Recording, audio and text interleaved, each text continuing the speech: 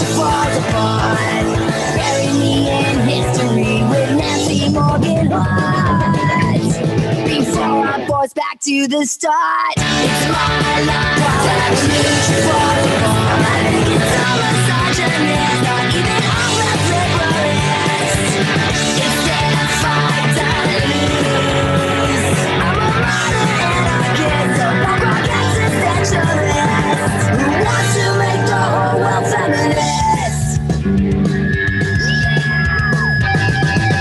On social media, what's really going on? Opinions without action never gets anything done. And I'll be gratified by trying to play my part. Revolutionary martyrdom won't tear us apart. You can change my name to Joan of Arc. It's my right to choose. Not racist or nationalist, not this fascist president. It's their fight to lose. I'm a masochistic activist, a modern abolitionist who wants to make the whole world humanist. All right, welcome to Another News. I'm your host, Rachel Bloomstrom, and today we are joined in the studio by some amazing artists and activists from groups from Nothing Without a Company to True Equity in Cannabis. We are going to be talking about the monopolization of corporate cannabis, and we're going to be talking about some of the issues going on in Hawaii, obviously, because the show is very focused on talking about things that mainstream media either doesn't talk about, undercovers, or is misleading on. So I'm going to go ahead and play you a little clip of what's to come. This right now is from some of the speeches from True Equity and True Social Equity in Cannabis. I'm sorry.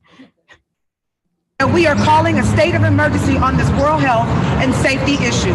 What has continually been demonstrated is that this systemic racist nation continues to rear its head by locking out blacks and browns and establishing more crumbled Jim Crow access to a plant that indigenous peoples have utilized for healing and living sustainably for centuries. Why do we say free the plant?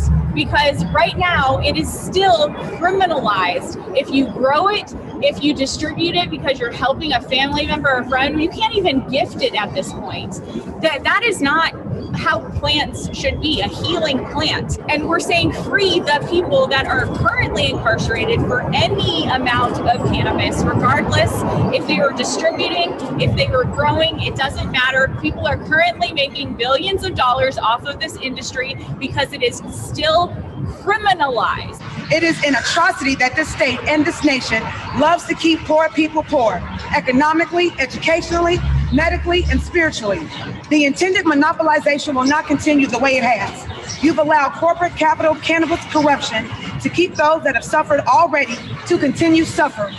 It is disgusting to have a governor that continues to run his campaign on the backs of blacks and browns, and yet yet our communities are still at the same place we were nearly 3 years ago. All right. Oh, there's Vitoria. So I'm sorry, I got the name wrong, but you heard from two of the members of this group, Vitoria Herring. If you could go ahead and introduce yourself. Hello, everyone. Thank you guys for tuning in on every platform that you guys are tuning in. I am first and foremost a conscious spirit and social racial justice revolutionary who stands for freedom and liberation of all peoples, and especially my people who have been the most oppressed in this country. I'm also a trauma healer and canna grower in the legacy market for medicinal wellness for over 20 years and a yoga instructor. Professionally, I've been in business and finance, specializing in outsourced operations and accounting for for-profits, not-for-profits for over 20 years. I'm also a multi-business owner, creative artist, and veteran who is a former lobbyist in Illinois and was an applicant for Illinois cannabis recreation. I'm a co-founder for True Social Equity in Cannabis, which brings us here today, and met Anna, my co-founder, during the beginning of the Illinois cannabis debacle at a press conference when we began documenting the process. And I will turn it over to Ms. Anna Rose Epstein, Epstein to finish. Why do you do that to me? Write some good, stuff and then. For the bio? Yeah. I got you, girl. Because I hate bios. I hate introductions. Let the work speak for itself. I mean, I can't say, yeah, I'm an artist. I'm an activist. What's your name? I'm Anna Rosie Ii-Epstein. I started a nonprofit theater company with my wife, who's also here, I don't know, 15 years ago. And Rachel was in one of our shows. A couple of them. Yeah, a few of them. And we've been on the show before once, Vitoria. Yeah. Well, that was News What News, which is another show here at the station. And that's Darren Marshall's show on Tuesdays from 4 to 6 p.m. Oh, okay, they're different shows. Cool. Yeah. This one's mine, and it's new, and I was so excited to get y'all back on because I wanted to give y'all another platform and another audience that people who follow me. So I really care a lot about the work that y'all are doing, and I think it's really important. So appreciate that. Awesome. Yeah, Thank you. I mean, I'm also a massage therapist, and I mean, I'm a lot of things. Oh, I didn't mention that my neck hurt, and this is so lucky. Yeah. Really good job. Matter of fact, just go down. That is like the thing that people say. It's like, when are you available? I'm not. Sorry. Yeah, I don't know what else to say. Like, I got so intimidated by what you. Don't do that. Yeah. Well, we do. She's amazing. Yeah. Well, so I did mention we do have two topics, and the other two. So we have some nice like overlap. We have Hannah Ii-Epstein and Maryann Loncar, who we're also going to be discussing Hawaii, which I also lived in. And Me too. Yes, and Hannah's from well, right now, and we're going to talk about it. It's not a good time with the water crisis and contamination stuff going on. It's kind of bad news. But I just want to play a real quick clip to kind of prepare us for Hawaii, and then we'll hear from Hannah. So. This was the center of the food basket of Oahu. Their vision of turning it into a military base just sort of overrode what was already here for 1,000 years, and now have turned Pu'uloa into a giant Superfund site. There's a constant occupation underway, even if it doesn't always look menacing, and the Red Hill disaster is only the most recent incident that helps to reveal, I guess, these problems that have been here for a long time. This place looks like paradise. And then you hear about these problems. Yeah, I mean, that's right. That's part of the problem, is that the image of paradise masks the violence that's going on. You'll see signs along the shoreline that say, don't eat the fish, don't go swimming, because it's toxic. And the military controls hundreds of thousands of acres of Hawaiian land. 68% of the military's land holdings in Hawaii come from the stolen lands of the Hawaiian Kingdom. And so it's not a problem of the past, it's a present problem of dispossession. Those are lands not available to Hawaiians to use for other purposes. So all of these sites add up to an environmental justice problem, an environmental racism problem that affects mainly working class Native Hawaiian and immigrant communities. What are you most concerned about? I'm worried about our islands becoming a toxic catastrophe. All right. That's a little heavy, I know, but we'll light it back up with Hannah. How are you doing? Aloha. I'm Hannah Ii-Epstein. I am the artistic director of Nothing Without a Company. I'm also a board member of Aloha Center Chicago. And I am an all-around Hawaiian activist, Kanaka Maoli activist, and a cultural practitioner. She brought up her bio too. I love it. It's I just scanned it. It was like a little scan. I love it. It's not a bad idea. Yeah. Now Maryann has to do hers. Yeah. Yeah. I'm just going to wing it. It's really Yeah, good. it's wonderful. You just wing That's how I it. do most things. I wing it along the way. So I'm Maryann Loncar. I helped write the medical cannabis bill and the hemp bill in Illinois. And I helped write the original social equity into the law, hoping that they would want to use it. Because I didn't trust any of them, because let's face it, it is Illinois. So so I thought that they would maybe do something about it, and they didn't. So I also wrote a book called The Cannabis Advocate that's on Amazon to kind of help everybody be an advocate and what it means, because it's just not about, me or Vi or Anna Rose, or Hannah. It's about everybody getting involved in what happens and how they vote and who they vote for, and yes, and get people involved in all of that. So I like to help motivate people and get things involved to a process where everybody's involved at the same time and carry everybody together. So I've dedicated a lot of my time, and I will continue until we get it right. Oh, doing a little camera tech. Trying to over take here. a picture of you. Yeah, and because it was just lovely image. So, yeah, I think maybe a good place for us to start is with the group, and I'd like to know a little bit about how True Social came together. So, anybody want to bring us there? True Social Equity in Cannabis. TSEIC. Yeah, TSEIC. I've been trying to practice that. TSEIC, because it's a lot to say. So Hannah and I applied for a dispensary license with a group of 3 other women, and I was just so angry when they put out that only 21 groups would be receiving the 75 licenses out of the 900 groups that applied. So I kind of went on Facebook and saw who else was angry, and Ricky Hendon was angry. He was a former alderman, state senator. I didn't know him, but he was the only one talking about this situation, and he was doing a press conference in front of KPMG, which is the group that supposedly did the application process, and it was bunk. And so I attended, and I was literally the only white face. It was like only Black community that was there. And I was like, why are more people not here? And so I asked Ricky if he minded if I started documenting, because he was doing like a press conference a week.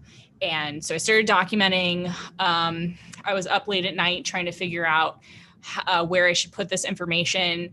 And I decided like Instagram, because there's less like me typing, because I have dyslexia. There's just video on Instagram, video or photo. And I was like, what is the page going to be? And I didn't think it should be True Social Equity, because what they were pushing, or I didn't think it should be social equity, because what they were pushing was social equity, and what was happening was not, in my opinion, true social equity. So popped into my head, True Social Equity in cannabis, to clarify what we're talking about. And then throughout documenting, I met Vitoria about a month into it, or just a few weeks. So yeah, we met on a actual press conference that's what's happening in regards to the injustices that were going on for the communities that have really been left out of this cannabis culture, the cannabis industry that has been created, from the people who created the culture. And then from there, I joined in as a co-producer for the documentary, and Anna and I, with like-minded kindred souls, we ended up actually creating a foundation, because we realized even with having licenses, people that have been left out of the community still don't have resources, they still don't have funding. And along the way, we actually recently got introduced to Maryann, who is an awesome woman who's done so much, and she's also a board member of True Social Equity in Cannabis. I'm curious, Anna Rose, you mentioned like you didn't see any other white people. Other than the press. Why do you showed up? Why do you think that is? Like, my first inclination is to think, well, historically, I mean, even though cannabis has been criminalized, we see it's largely Black people who are carrying the weight. So what, like, to me, like, yeah, and I hate to even bring race into it, because in my opinion, I believe that this has been made into like another race war, because yes, and her and I definitely disagree on this. Like, Black people and brown people have obviously been disproportionately impacted. I mean, we hear that phrase a lot, and it's a fact. But I think that the way that social equity was described to people is not what has happened, and also made some other groups that have been a part of the legacy market not feel like they had ownership, or felt like that, like they I mean, it's Yeah. it's such a The reason complicated why thing. it's- Thank you, The bye. reason why that it is Yeah. about race is because this country has always made it about race. Yeah. Right. And, I agree. Black Yes, people it have is. been the most oppressed within this country. I was looking over some of the laws to just brush up on from the ACLU about wanting to legalize basically all drugs, and like, you know, I can't see any other reason that they had, you know, just starting the drug. We already knew prohibition didn't work. We already knew it made things worse. We already knew it criminalized, you know, not only the market, but the police, you know, it created this whole subculture. So when they started the war on drugs, like, to me, it seems pretty clear that there wasn't really another reason That was other called than, the war on blacks, actually. yeah. That's what Yeah, it was. Yeah. To move, Yeah. and have liberation and have economic stability, and this country didn't want that. Yeah. And they still Even don't want now, that. And they still right, don't want even that. now. Absolutely. So it shouldn't be about race, but No. unfortunately, that's where we sit and that's where we are. I'm kind of a dreamer, so when I say it shouldn't be, I dream that it shouldn't be in the Yeah. future. But when we're talking about cannabis, And Illinois, particularly, Yeah. you know, especially. Yeah. we're the So- most incarcerated. Yes. Our communities are the most divested. And ultimately, when you look at the people that were affected by the war on drugs, it is us. Unfortunately, right. in order to even legalize cannabis, the country decided to do it based on the war on drugs. And so if you're going to base it on that for your reason in order to free it, well, then the communities that have been most impacted because of the war on drugs should be the first ones to feel the impact of the benefit of having the resources and the businesses and the money Right. to them. And that's So, not what we see. Obviously not. Yeah, I feel like I remember when Exactly. Chicago first started talking about, or Illinois started talking about legalizing it. One of the things was, I know some of the Black aldermen were like, very much our communities, we will not vote for this unless our communities are benefiting directly monetarily. And then that's Because one of they're the, basing it off of the war on drugs. right. And then that's one of the first things that didn't happen. Is that right? Exactly. That's You're right. Can one of you maybe tell me a little more about exactly what the promises were and which ones were broken? Many were Yeah, broken. I mean, that's Where do you that's a lot. start? Okay. So I'm sorry, I did jump a little bit ahead. So Yeah. where did this start? So does somebody want to walk us through? I can walk you through. Okay, cool. So it started when the first licenses were given out. And they put a number on how many people should And when get. was this? For medical About 2000, they gave them out about 2015, around that area. And they started trying to get built and everything 2016. So, but they were working on it well before that. I was down there for many years trying to get this bill passed and to try to get 60 people to unleash weed down at the Illinois Capitol was something. I mean, it was definitely something. And there wasn't a lot of people down there trying to push for this, or, you know, you get tired after a while because it's Illinois and they make you tired. Yeah. So you give up, you know, That's like a classic strategy of the government. Just wait. just wait and keep making them. Or in Illinois' situation is keep paying us. And then when you stop paying us is when we'll pass the bill. That's how usually it works in Illinois. So what happened was it was supposed to be a blind process. But we also, like I said, put provisions in there for Illinois citizens, for women, for minorities, our veterans, and our disabled.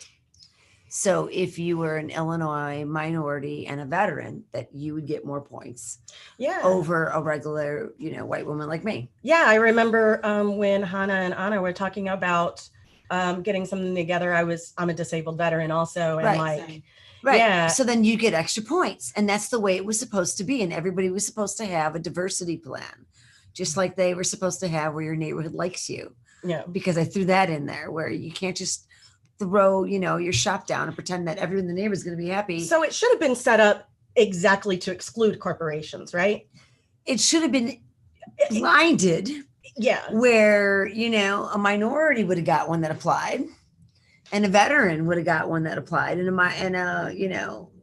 a disabled person would have got one that applied, because everybody applied, but just the white connected guys. Yeah, is at the original one. Not to make it also about men and women. When you look but back, it's like white it was guys. blinded. Yes, it is white guys. It's rich white men. guys. Okay. So Yes. it was a blinded process, but yet people that applied, women, and didn't get one, like at the beginning as well.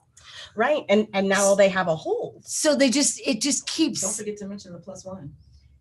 And then they get a +1 once it becomes legalized. They just decide to give them whatever. So what is that? An extra dispensary During becomes- recreational. Into the medical round, Right. They automatically received a +1 for Right. recreation. So what happened at the beginning? There was 21 licenses of growing. So if you were my friend, you got 3. You got 3. We're talking about 2015 You here. got 3. We're talking about So that 2015. 21 went really quick. And again, it went to a bunch of, no offense, white guys. Yeah. And who technically don't know a lot about growing weed. Not that every white guy doesn't know how to, we don't want to hate male. I'm just There's saying a few white guys that grow that really really nice know weed. how to grow weed. But they are not rich. The Sun Times just did a report and they went around and bought all this cannabis from all these places and 90% had mold in it. 90%. And because No and this is recall. from my understanding, this is from a lack of regulation though as well. So it's like pretty much we're gonna give all these white guys licenses and then give them no oversight and they can do it how they want. Right. The same people. Well, that it was ended supposed to up be the ag fucking department. up the whole debacle. Oh, we can. Yeah. The whole application process. To Yeah. also be the same people. It's like screaming goat. So That was me at our last radio show. It's a potty I word. cursed like 10 times. Yeah. it's taken quite a few for me to like even notice when people are cussing. You're like, oh, I recognize that one. Yeah. Okay. But we're asking the same people that messed up with the application process to also be the same people that regulate. So it seems like it seems to me like it kind of rolled out, and they didn't even have a plan of how they were gonna watch over this anyways. Like it was like gonna just kind of let people go, like, okay, you got it, now you do it. And They had a plan, they just didn't do it. Didn't include the people that it needed The to state include. police is supposed to go in and check on them and do random checking. but there's nobody doing that. The Yeah. ag department is supposed to check the product because they also have a lab. Almost random raids. So Yeah. there is nobody wants that but samples. Give us samples of what you're curing right now so we know. So who is where the you're at oversight? in the prior? Well, it's a very good question. We're still trying to figure Well, out there's 3 how that's working. 3 oversight officers just resigned as of a month or 2 ago. And, Toy Hutchinson, who is now with MMP, resigned in the middle of the debacle. Marijuana policy project. Claiming that we have the best social equity program in the Yeah. country, and then got this whole national gig and is now pushing this national She was supposed to oversee propaganda Social that's not equity. correct. Yeah. in the department. So it's been a debacle since the beginning. Yeah. Not just now. That's where it started at the beginning. So what exactly is TSEIC working on? And I know that there's a lawsuit involved. So what is the focus of the group? What are y'all doing? So we had a lawsuit because we realized the monopolization that was happening and that was occurring. So we had a gentleman who was our attorney that found the Clayton Tax Act for us because we knew that there were different MSOs that had board directors on each other's boards, which is you're not allowed to do that because then at that point you're price sharing and you're gouging your prices up. Like it's just a lot of, again, monopolization. Unfortunately, since then, or I shouldn't say unfortunately. Which who knew was illegal? Monopolization is illegal. Is it? It's Illinois. Couldn't tell. It's Price Illinois. gouging? That's totally legal, right? It's And Illinois. like I always tell people, as long as you have political people that also are able to have private enterprise, you will Yeah. always meet in the middle of corruption. It's just what it equals. And there's only a few states that still allow that. And funny, it's usually the states that have all the federal governments that are in their states, all the alphabet crew. But so once we filed our lawsuit, the companies ended up removing some board members. and changing some of their policies, if you will. And to our surprise, they also, their price dropped on the stock market. And so our attorneys felt like that was a win. Exactly. And it has mold in it. Yeah. Don't forget the mold, y'all. Plus that. Have it Who tested. were these board members? Do we have any names? We probably shouldn't No. The case is over Okay. at this point, but we didn't, as Anna and I, we didn't feel that was a win at all. No. So of course, you know, I mean, a little win, because I do when their Yeah. prices I mean, go down. Okay, great. But overall, because what we've seen, you know, we actually coined the Chicago Cannabis Cartel. That's something that we coined with True Social Equity in Cannabis, and it is taken on as a wildfire because we know that there's other states that have had the same type of corruption. And we have whistleblowers that have come to the table, like Maryann, that are speaking out against the injustices that have gone on. Right. So again, as I said before, you know, we created the foundation because we really believe that even with a license, without a license, there's resources that people need. People need capital. They need to be able to apply for an application if they wanted to fund it, to scale it, to grow, you know, to buy equipment, to make new hires, whatever it is that they need that financial resource. So we decided to create a foundation that will do just that. In addition to, we also do creative activism and make sure that the truth propaganda continues to be put out there versus the false propaganda that the American cartel, that I like to call, because we see that it's happening from state to state to state to state. The American Cannabis Cartel is constructing. It's just nothing but capitalistic corruption at its finest. And we're just not going to stand for it. I remember even seeing like a few years ago that even John Boehner was in the weed, in the cannabis game now. Like John Boehner got out of Congress. You're like, no, what I'm going to do? Sell weed. Well, the funny thing that you said that, you know, the law That's how they all are. That the police can also apply for licenses. So they also have licenses that have won, if you actually look at it. And it's the same people that will lock us up, but now are able to turn the other face and end up making money on it while we're still profiled and being contained. Right. So how I'm lost on how, if we're going to make recreational marijuana legal, why there also wasn't an immediate release of all people in jail. That's what I've been saying from the beginning. What is the response? Why does the United States have a patent on cannabinoid medicine? When you Google it, it comes up. Why do they have that? Why do they send Irv Rosenfeld, who is the last federal patient, a tin of weed each month for the last 40 years? Why they lock up children in high school or college in Texas for felony? Because we have white restrictive judges that still don't like cannabis, and it's coming to a state near you. So make sure you take cover. I mean, honestly, that's where it is. It'll go after our children in Texas because it's not free, or Indiana, God forbid. I'm from Texas, actually. So, but what I'm saying is, if you get pulled over and you have a dab pen that, you know, is dried up, but there's still some in there, like this teenager did, and called me and was freaking out. What do? I got suspended out of school. And now Texas they're going after a felony. So they're going to ruin your life.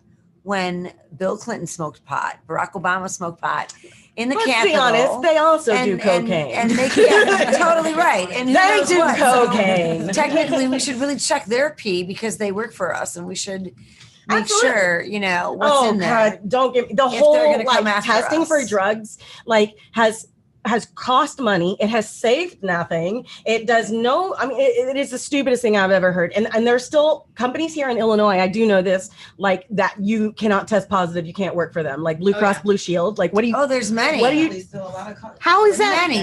How can we have legal many? weed? You can't even go work for many if you smoke Let me pot. tell you, the reason why that occurs is because Many? everyone is very hyped up about recreation. I don't really believe in recreation. I believe that recreation came about for corporate capitalistic measures. Yeah.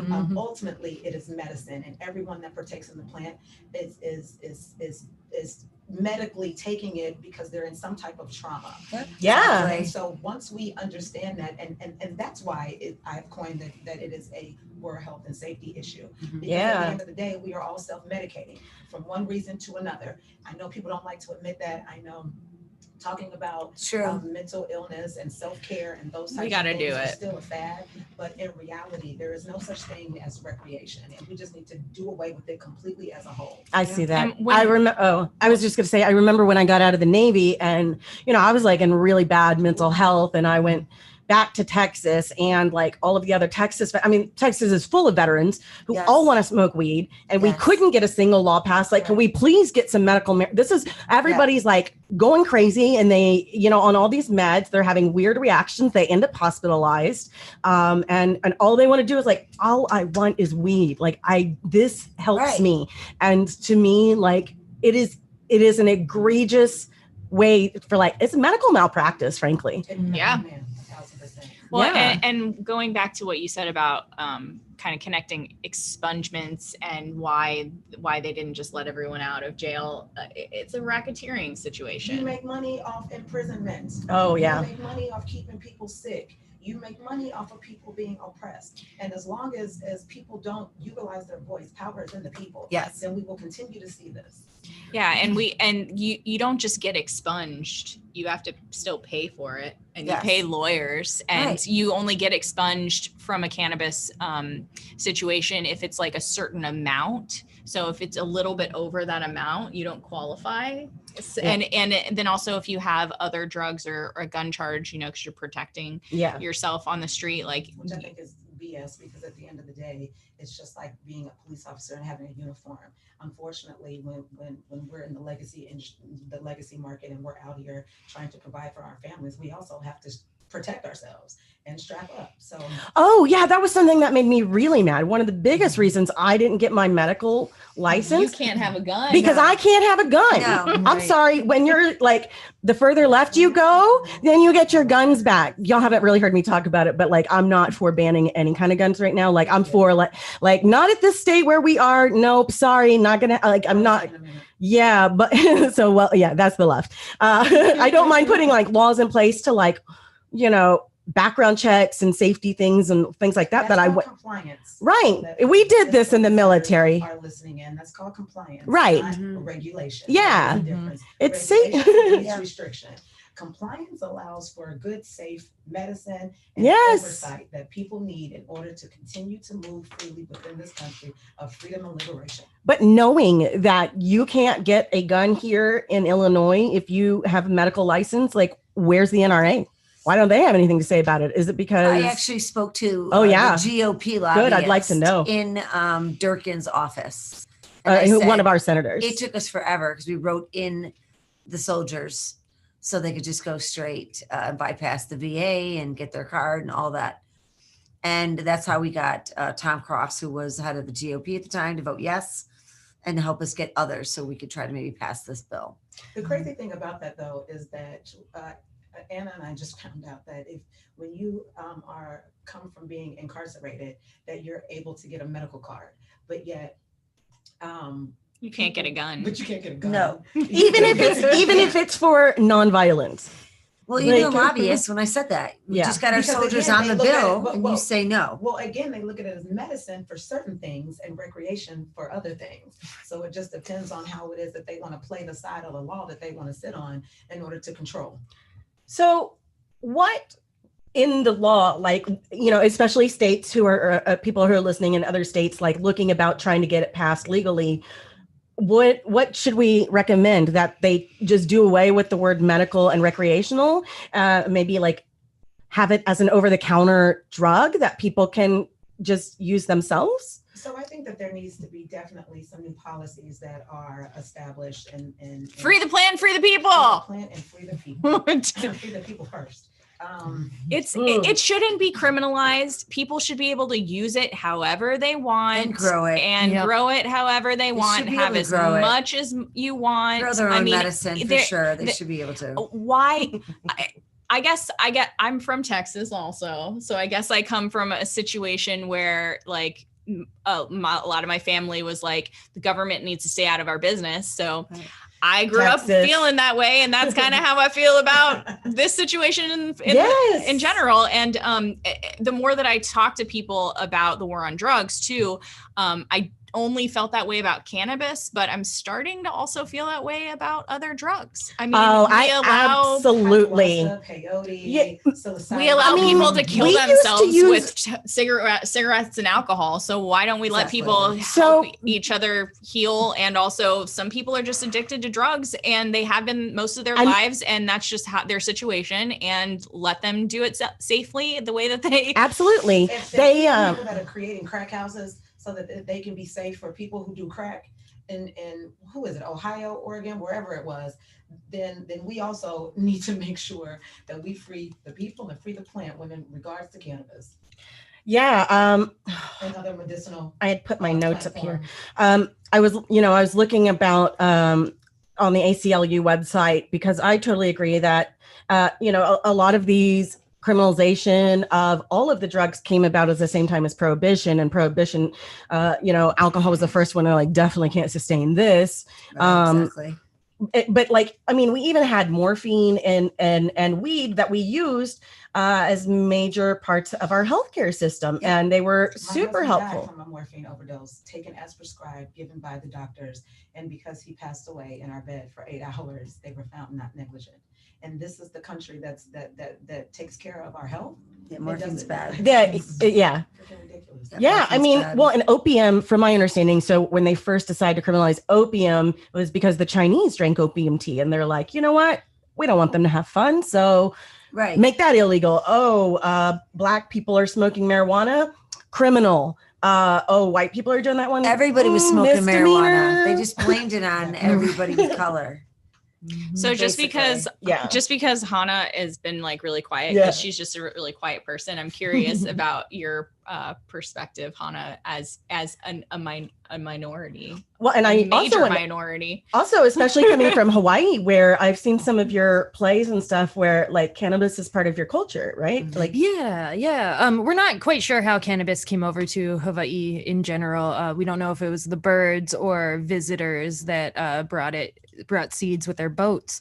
But the idea that Hawaii right now is a medical state, you're allowed to grow X amount of plants in your property. So they're doing it right in a certain way, because there's no limited licensing.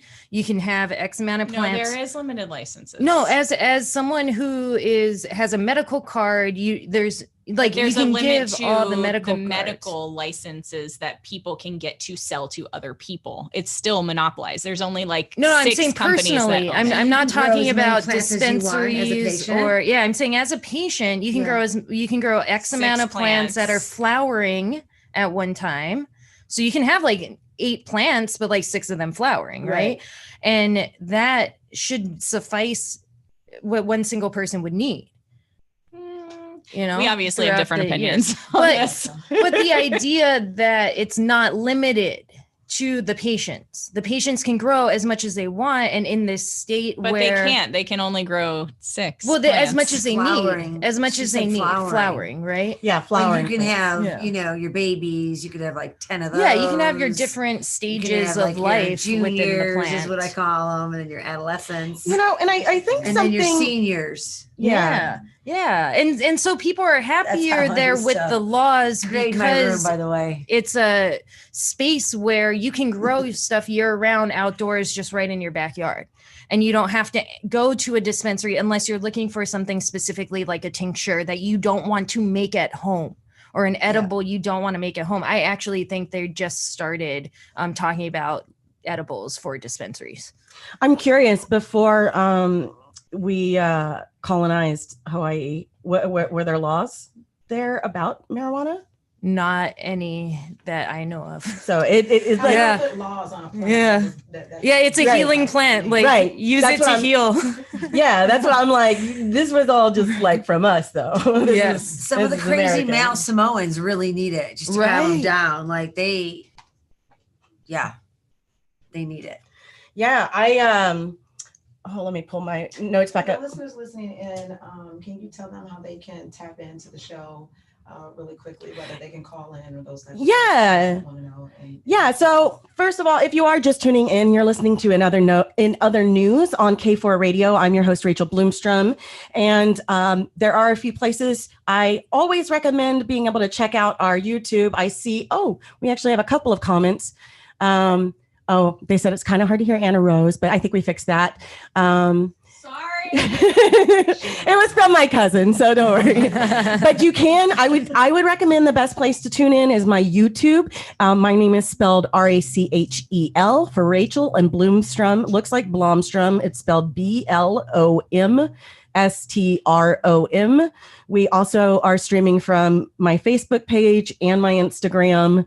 And I'm not sure. I think there's a live running from Anna Rose as well. Yes, you can also tap into True Social Equity and Cannabis IG if you want to tune in, tap in, turn on. And if you are in the local area and you do just want to listen to it on the radio, because this is a radio station and that's what we do first, you can find us at AM 1680, or the website is k4.org, which is QUE4.org. So any of those options. If you tune into the YouTube, though, I can see your comments. The other ones we're not monitoring as well, maybe a little bit on the YouTube.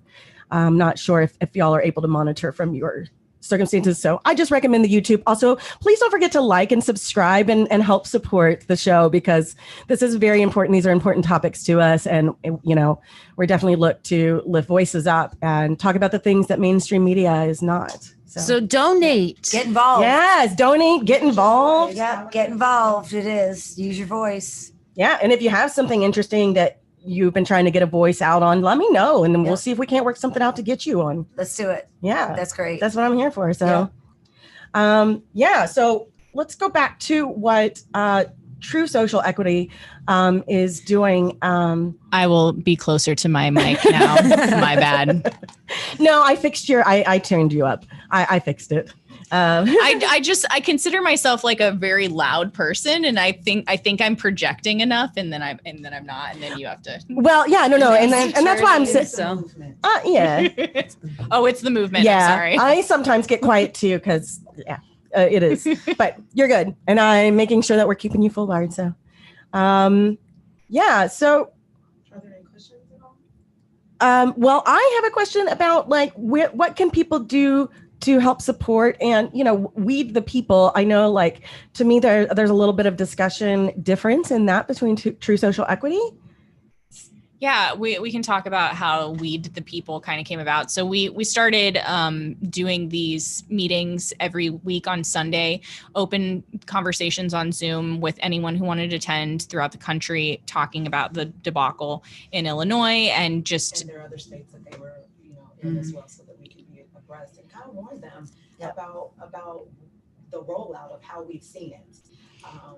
And it was a conversation in one of the meetings that we should have some kind of name for our group, because True Social Equity and Cannabis is really like the documentation and now the foundation, and honestly there is no True Social Equity and Cannabis at this point. So we wanted we as a group, one of the days was like, we should have another name for us, and we discussed it, and Weed the People came up. WEEDTHAPPL. Yeah, because all the other iterations were taken on Instagram. Like making an AOL email address, like the original AOL. I have one. I still have mine from 1995. I do. And it's Guitar Quen. I almost got the whole word Queen in it. I just started playing guitar, Guitar Quen, just short one E. That's how early I got in on those words. Yeah. So Weed the People at this point is, it's in development, and it's really focusing on the policy and political aspect of everything, because doing this for the last 2.5-3 years, we're realizing that that's the problem. That's definitely the problem. And one of them. As Anna Rose was saying, we really believe that the power is in the people. You don't need to have, as a former lobbyist in Illinois, you don't need to have a lobbying certificate. You lobby as being a part of the community and bringing about the awareness and lifting your voice to the injustices that are going on. Exactly. So we, the people, really sparked because we wanted to get out the old thinkers that were creating policy. Old school mentality, gotta go. And put in the new politicians that we want to see that actually have progressive thoughts and policies in regards to safe medicinal wellness for all. So yeah, if you are a person that is interested in running for something in any capacity anywhere, please let us know. We want to support you. We want to, obviously vet you and make sure that you're on the same page with us. What about that crazy lady, Mary White or whatever here in Illinois? She's the one who was at that campaign after they overturned Roe v. Wade. And she was like, this is a win for white life, like out loud. Yeah. And now they're running her around. Trump may be taking her on as his. Yeah. Trump was. They're in Illinois. They are in Illinois. And she ran uncontested. She's like surrounded by corn. Yeah. So if we could please find somebody in that. Don't eat corn. It does not digest. Yes, it does not. It is not. I thought it's good for your digestive system though, because it's like roughage. No, it's not so corn great. Not eat good the other for you. roughage. Dark leafy green. Yes. Eat spinach, y'all. Popeye says so. Yeah. Or poi. Poi is the best. Taro root. My wife makes it for me all the time. And Nice. I love it. And I love her. Sorry, y'all. Points. She's getting points over here. She also made me this lovely, I don't want to call it a necklace. Is that lei? Yes. It's wonderful. And it happened to match exactly. And I feel very loved. I do. So thank you. So what about people who want to get involved? Like in what way can they? How do they reach you? I mean, we're around, we're not hard to find. Press find us all the time somehow. At True Social Equity in Cannabis. Yes. On Insta. Yeah. Oh, thank you, Hannah. At Weed the People. On Insta. Yeah, we're very active on Insta. We are also starting to be more active on Twitter and gonna be making a TikTok at some point. It's a lot. There's a lot. Yes. So and we also as Nothing Without a Company, we are a developmental theater company that focuses on site specific and immersive theater, and we are currently in works looking for stories of people who are previously incarcerated from cannabis or family members of those incarcerated previously or now, and we are trying to develop a monologue play that into a workshop. And so if you can go to nothingwithoutacompany.org, you can submit your story, or if you're a playwright, we are looking for a playwright right now as well. Oh, good. I know quite a few. I don't know if y'all know this, but I did found a theater company during quarantine called the Quarantine Queens Theater Company. It's an online international all-women theater plus theater company. We even award-winning best virtual plays here in Chicago. For Queen Lear, and I was Queen Lear. But we're a little on hold right now while I was trying to get this all launched, but we should be doing something. So just FYI, if you ever, we have plenty of femme, non-binary, and women actors here in Chicago as well, but also worldwide. Actually, we have people. We have a bunch of amazing UK actors. Really? Yes, we really do. We're being awesome. We're being very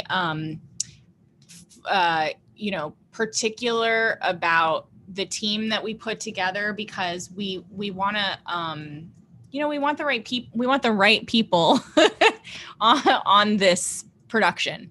The people that have actually been harmed and want to tell their story. It's your story out. Yeah. And hopefully through it they'll be provided some healing for you as well, especially with doing immersive theater that Nothing Without a Company does. Yeah, we also are, because I'm also a massage therapist, we've always been really big about self-care. And before COVID happened, we were providing yoga classes and Zumba classes and other like kind of self-care classes at Burger Park.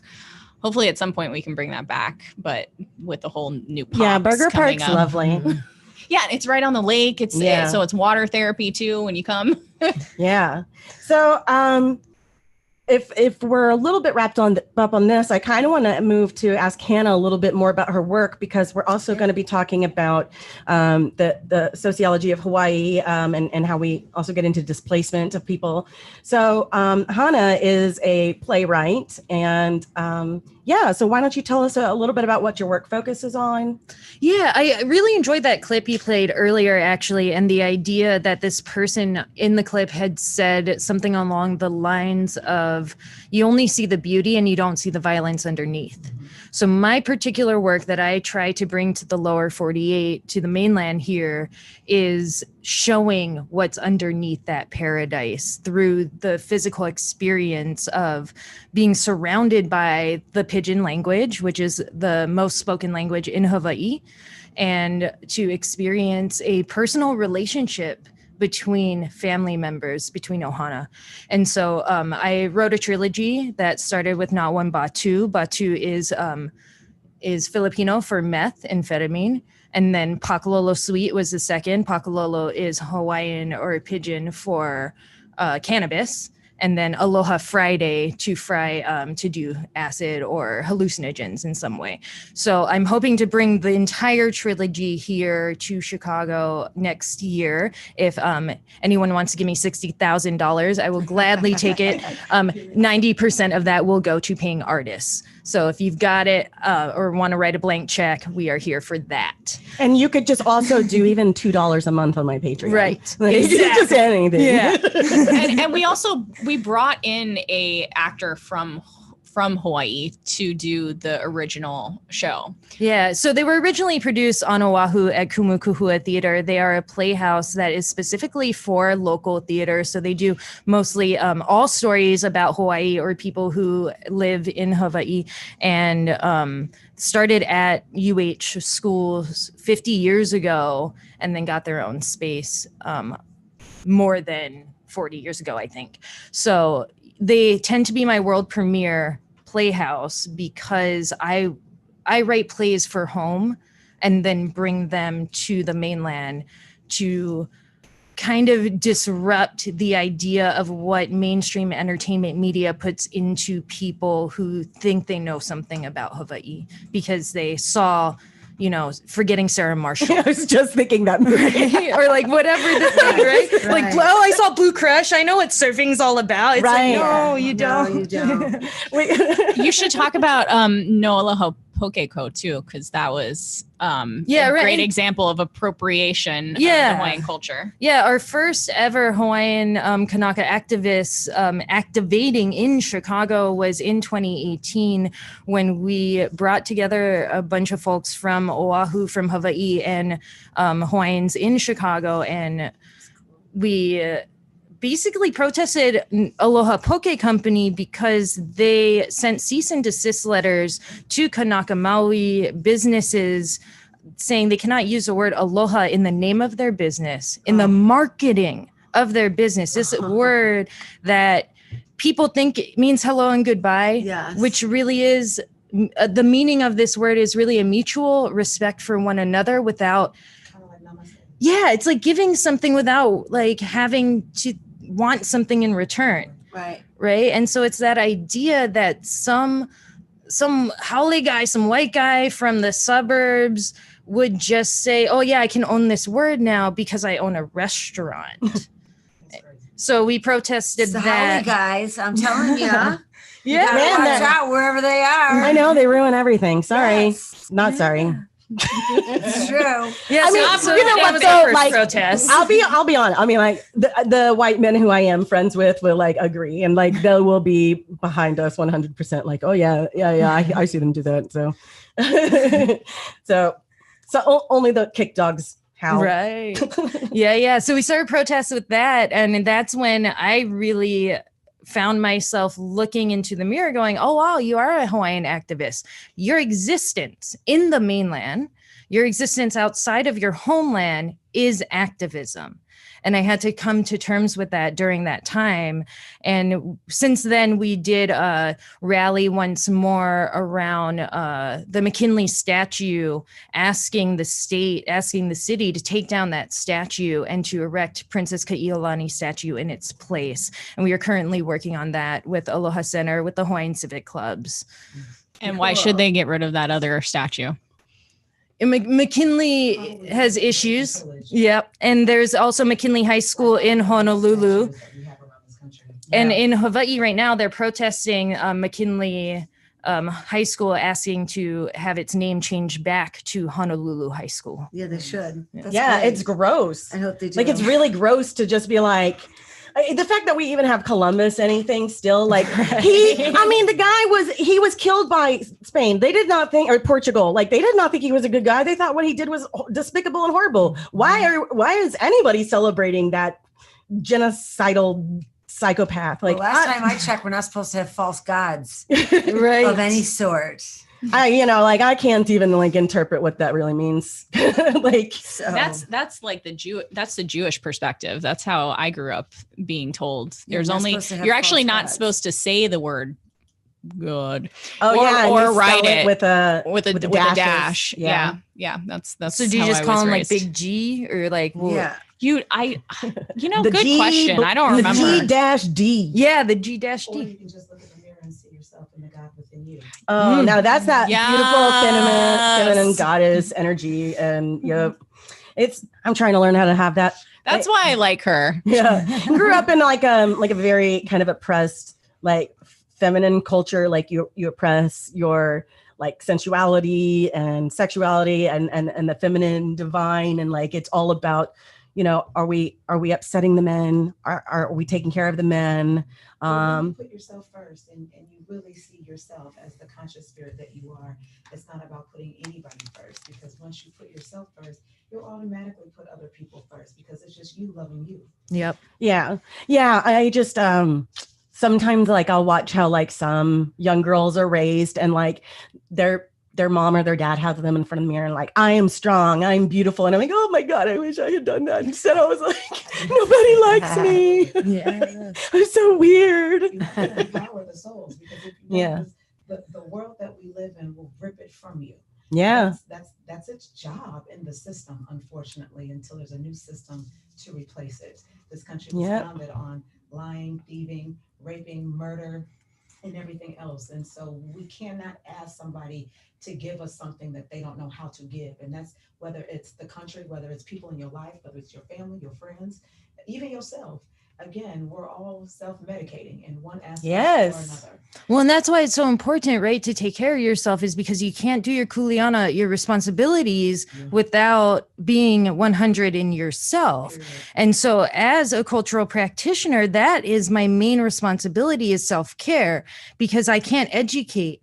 I can't talk with people and tell them, oh yeah, I get you like the grass skirts and everything, but actually it's a spiritual practice for us. Hula is a big movement for us to be one with each other and one with the universe. Right. And I can't. And the island. The island itself is so spiritual. Yeah. Aloha Aina. Like, love the land. You feel it. And that's why everybody's in such a great mood. Because they do have that, ohana kind of feeling of like, this is, we're lucky and it's beautiful and all of it is so special. Like I always say, people say, what's Hawaii like? I'm like, heaven. Yeah. Well, and that's like if you visit it in the right way. Yeah. If you go to your, resort that you never leave, or you go just to Waikiki. You gotta find the cool beaches, the little people don't own the beaches in Hawaii. So when I first moved there, I would take it depends. Are you a surfer? Because you might be in the wrong water. I tried to surf. I got my head cut open by some fish one time. I got sand in places I just shouldn't have sand. I would just say it was just tumbling down. There's the actually a story that Hana's dad told us about the surf gang in Hawaii that's connected to cannabis, if you want to hear. Yeah, real quick though, I'll just tell you, like the first time I had caught a wave in Hawaii, and like I was not a great surfer. I learned to surf like only, a few months before I moved there in San Diego, and I didn't care about being a great surfer. I just wanted to relax and like be on the ocean and vibe and shit. Right. And so I finally catch this wave and I'm going slow and I got this 7-foot gun and this dude comes up behind me and like almost rams into me and I fall off on the wrong side towards him. And then like, I'm expecting an apology because he has more control over me. And he is like, watch it, noob. And I was like, oh, I was just trying to feel like the ocean. Yeah, to learn how to surf, you should go to the right beach with the right Yeah, don't go to North Shore for that. Also, surf with the kids if you're learning how to surf. They could be mean too. Don't lie. They know where the waves are at. Waikiki, pay $100. No, right don't to go to the Waikiki. right of Duke Animoku's. And no one's going to mess with you. Yeah, go aloha the statue, but then don't go surf out there. There's too many people. Yeah, no, I was just kidding anyways. Well, and that's the thing. There's overpopulation when it comes to the visitors, the tourists, right? So when you go to Hawaii, if you ever go to visit, be a visitor. Do not be a tourist. Respect the land, respect the people, respect the rope signs that say do not cross because there are turtles here. Yes. It's illegal to pet the turtles because they're endangered species. Don't cross the line when the baby monk seal and mama is there protecting the baby, or else you'll get bit in the water because you swam too close. That literally just happened last week. It's the cultural rules there are not, American rules per se, but they're held sometimes in higher regard than the American rules. Well, it's, like, let's be honest, major American culture has no respect for land or wildlife or the earth. They have no culture. Right. They've taken it from everybody else that were oppressed that came to this country. They forgot where they were indigenous from. Everyone's indigenous to one place or another. Somewhere. So where are they indigenous from? It's true. I just have never understood how you can how can you walk on this earth and feel okay doing that to the earth, and doing that to other people? It's, I don't know.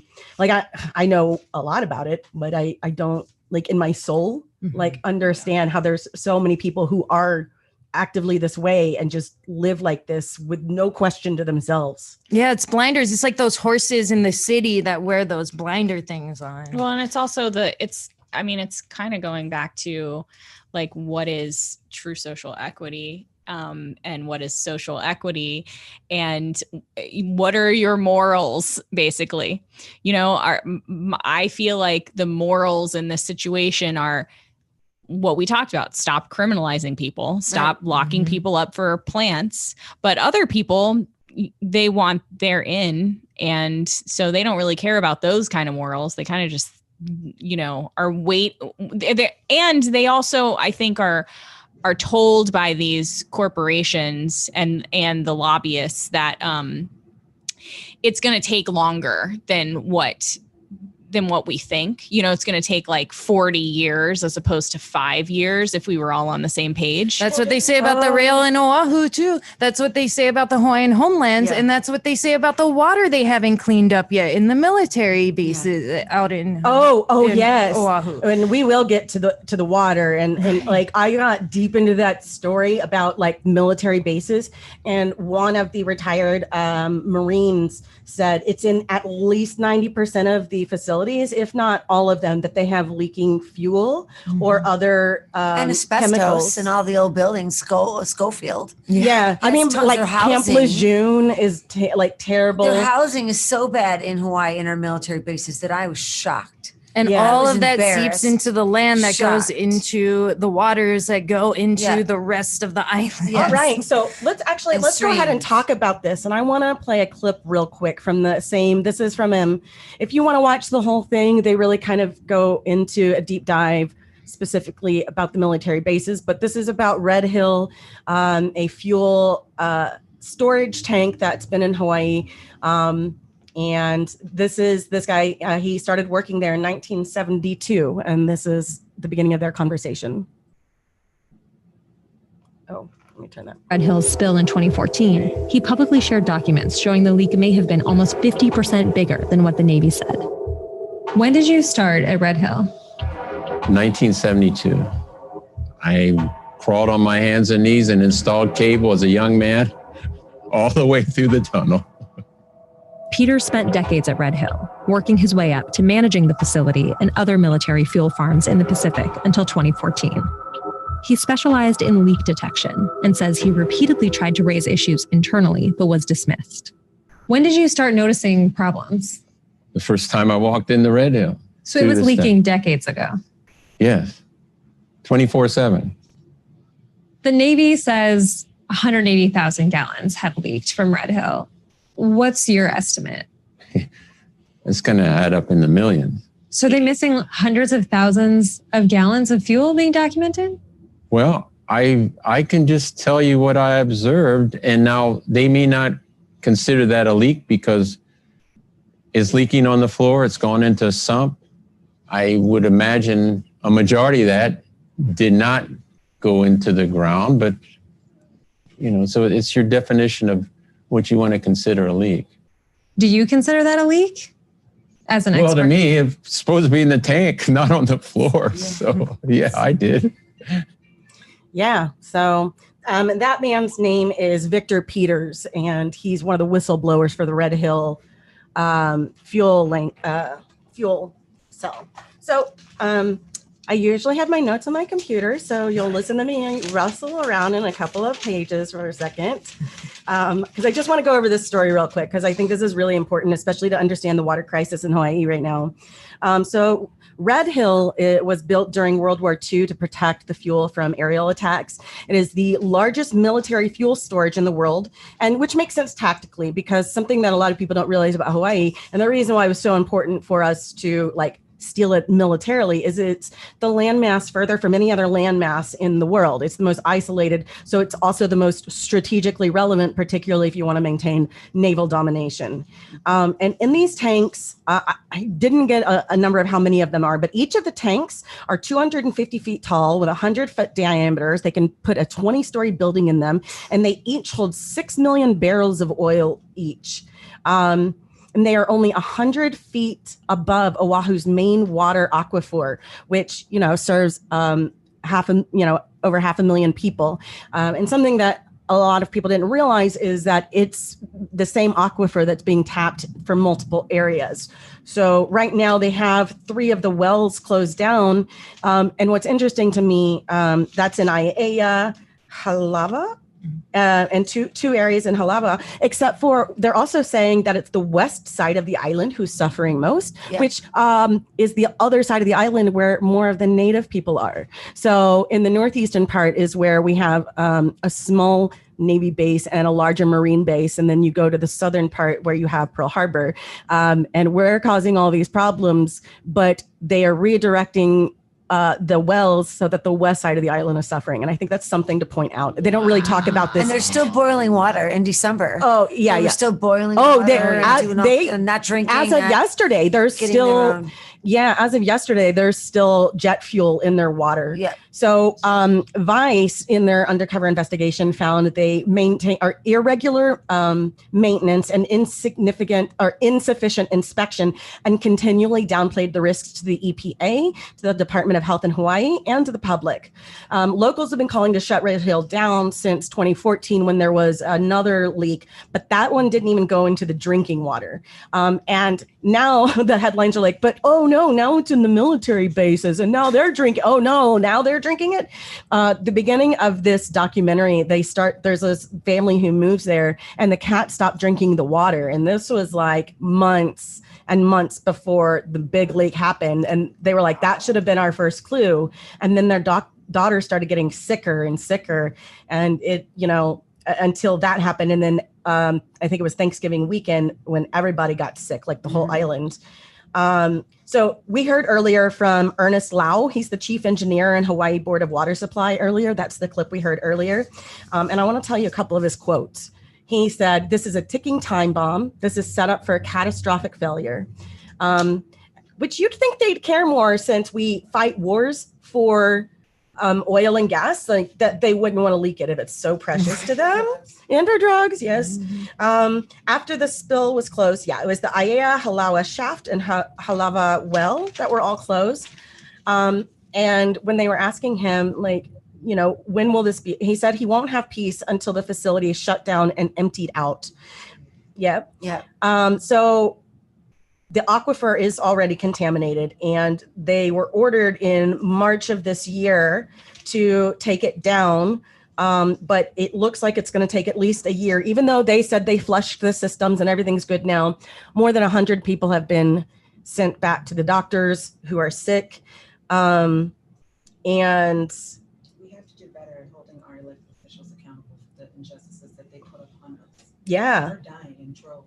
Absolutely. And, they talked to another Marine and he said that this is everywhere. And going back to, the beginning of the 20th century, and there are 687 contamination sites in mainland, including Camp Lejeune. He said the DOD is our nation's largest polluter without exception. He goes, F Exxon, F Monsanto, it is the Department of Defense. And that was from retired Marine Jerry Ensinger. And he lost his daughter to exposure from in utero that she suffered. And she only lived to be like 8 or 9 years old. It was really sad. Obviously, talking about the Red Hill disaster, to get back over this, the Navy refuses to speak to them. They've released a couple of issues that they care about it. And one thing I kept thinking is when I was on board, so I served on 2 different destroyers out of Pearl Harbor. And one day we were doing maintenance and we had a fuel leak. And, we're in the water. And so we could see it immediately, like the sheen on top.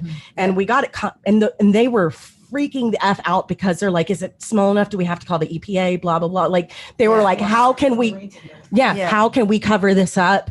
It's so small. Don't tell anyone, that we weren't allowed to talk about it to anybody else on the ship is what they told us. You can't tell civilians what's happening in military life. Yeah. And they definitely don't. And they don't even want, they want the fewest people on the ship to know. Like I happened to be on watch. So I literally saw it. I was one of the people who said, hey, what is going on with maintenance? Why is there, chemicals in the water? And, and we're just one small boat and that could have been catastrophic. But, it could take years to clear this up. But what makes it worse is now that they're down 3 wells, they've also been suffering droughts. About a month ago, one of the mains burst on Kamehameha Highway. If I'm saying that wrong, I'm sorry. No, you're sorry. So that leaked a bunch of fresh water. So now they're on major drought watch. Like I said, they're still finding jet fuel in the drinking water. They have people, you're like, if you take a shower, like while you're waiting for your water to warm up, just catch it all in a bucket, use that to flush your toilets. Don't flush your toilet every time if you don't have to, save all the water, save all of it. Yeah.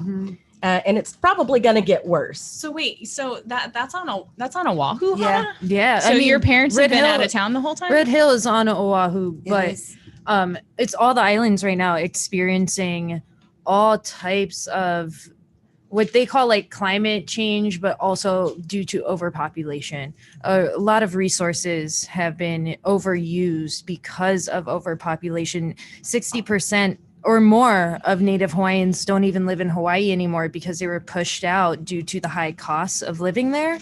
Oh yeah, you said 60%. At least 60, right? At least 60%. I believe the number is higher, but I know it's at least 60% of all Native Hawaiians had to move out. We're either displaced and houseless, or have to move to the mainland because it's a little cheaper to live. And we want to do more than survive. We want to thrive as a peoples. It sure would be nice if you could live in your home that's uncontaminated by a war machine. But in my parents' neighborhood, which was an old sugarcane factory neighborhood, it's $1 million to live out there, like to own property. And they don't give assistance to Native Hawaiians who want to own. So unless you want to live in a generational family home, like with grandma and grandpa and uncle and auntie and cousin and cousin and cousin and how many cousins, you can't really thrive. Yeah, I was there in 2008 till 2000, almost 2012. And I remember like they told us like try to avoid the west side of the island. We're not really welcome there. And like the more I learned, the more I was like, I never gonna like infringe on that territory. Like I understand why we're not welcome here. I don't feel welcome. Like I don't feel like we should be here. And like the more I learned about the history and how recently we had, just taken Hawaii, we're like, you know what, you're ours now. Like this was working out kind of okay as we agreed for Pearl Harbor. That was nice that y'all were that Hawaiians were letting us there. And then we're like, you know what? It's just ours. See, I've always felt welcome, but I'm also married to a Hawaiian person. But from what I have found is... Wait, hold on. You know what? I did not introduce her to my family from Waianae the first few times we went together to the islands. It took a few times for her to get to know and learn how Hawaii works before I could take her to the west side appropriately. So she wouldn't do a haole thing, right? She wants to be a visitor. She wants to be family. I wanted to be respectful. So for me, I thought the most respectful thing I could do was just stay out of Hawaiian culture and business because I don't know any better.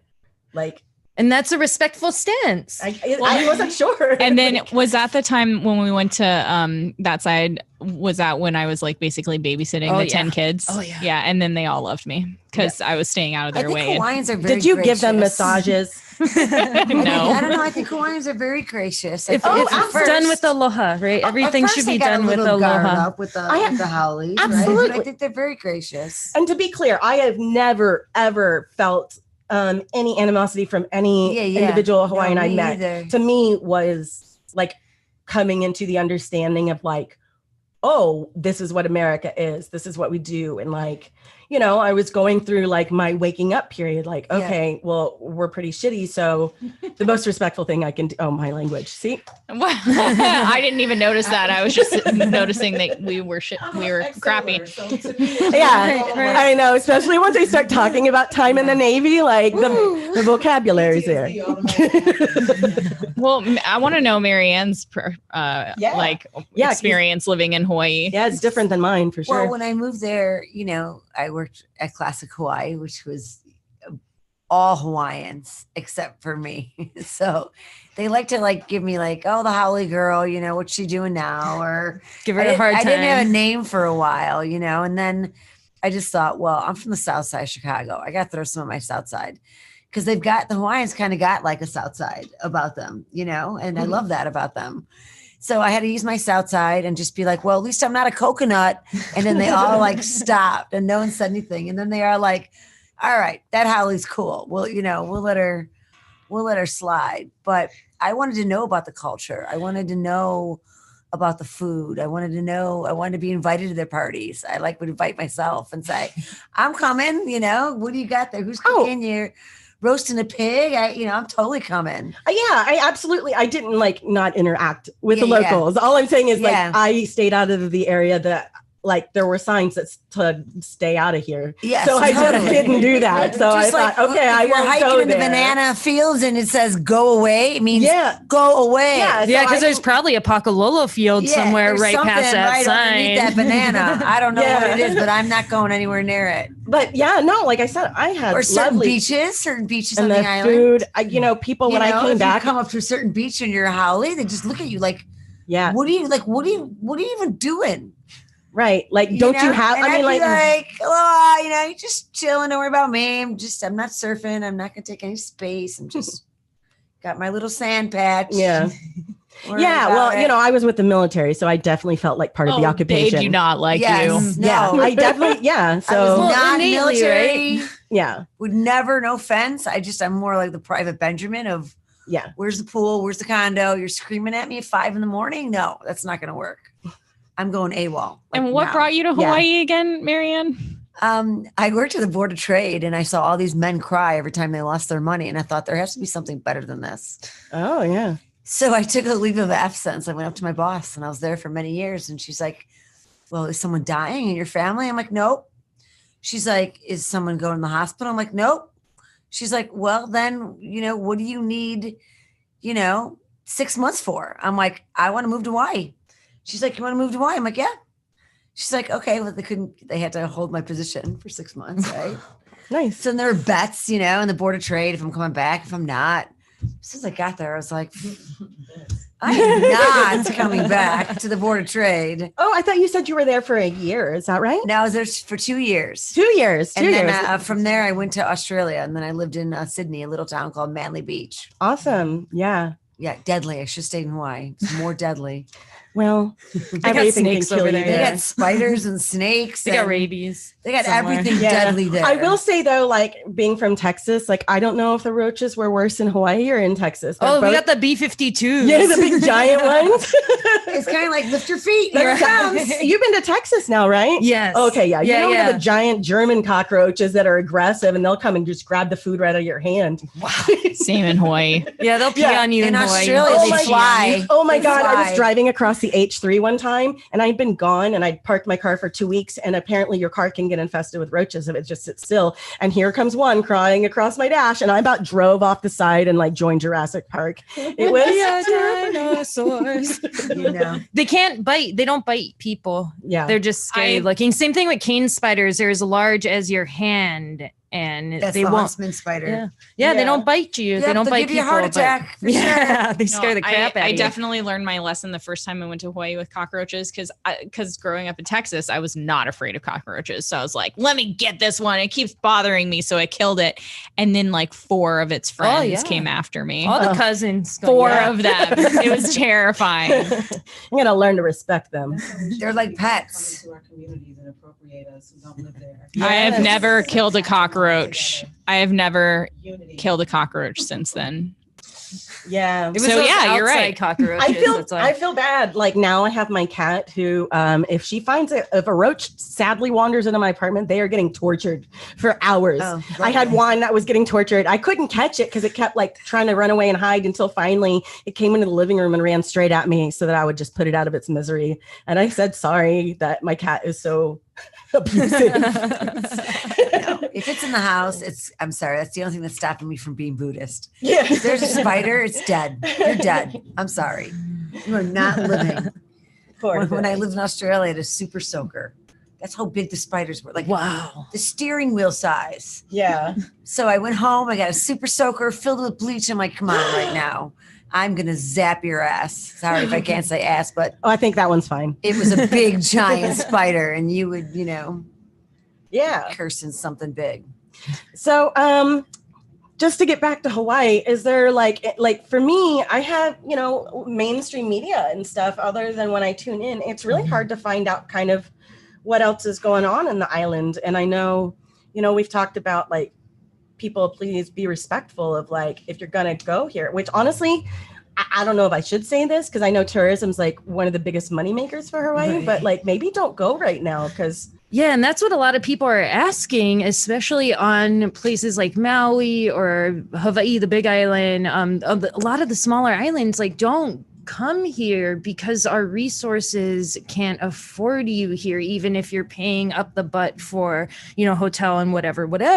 right. It's just the natural resources are at a point where we're really just trying to survive Yeah. the quarantine, survive the world by using up all of the resources that we have.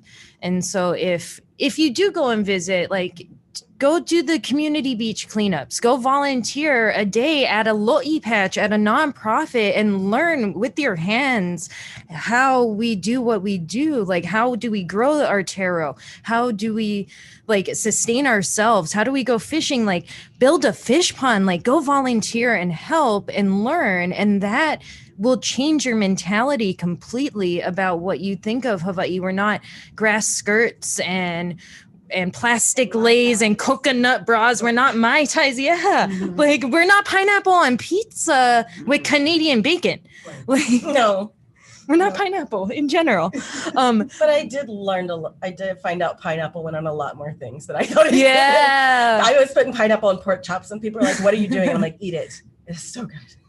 And lihimoy on pineapple. But Yeah, Dole, yeah. Dole actually has a whole like controversy in itself. Oh, right. Yeah, well, Joel, the businessman, was part of the annexation of Hawaii that took our ali'i, our royalty, and put Queen Liliuokalani in house arrest in her own home. And so the history of Hawaii is not very different than the history of our First Nations Native Americans here in Chicago, in the mainland, in the lower 48. It's not very much different than how it went down in Alaska. A bunch of people came over and said, hey, we own this now. And we're like, ownership, you don't own any land. You don't own the land. You take care of the land and the land takes care of you. And that's how it works. And, they didn't believe that. And so they push their beliefs onto our peoples throughout the whole Polynesian chain, throughout all of America, right? And what true. America is.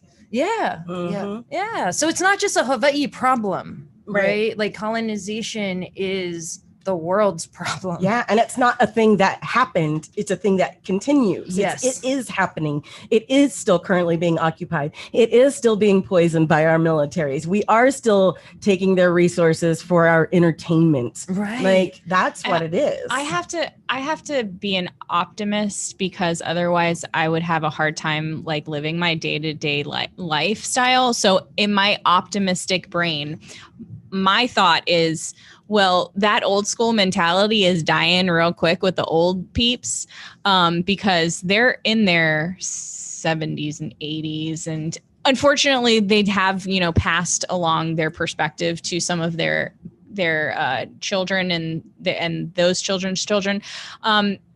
And I guess this is where my optimism is like, we need to be looking at this.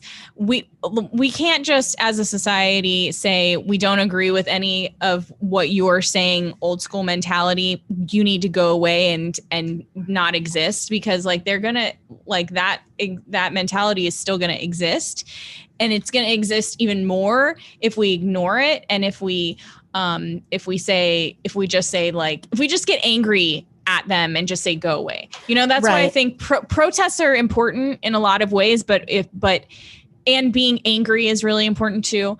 But sometimes like the anger is too much, and I'm saying this to myself. Yeah.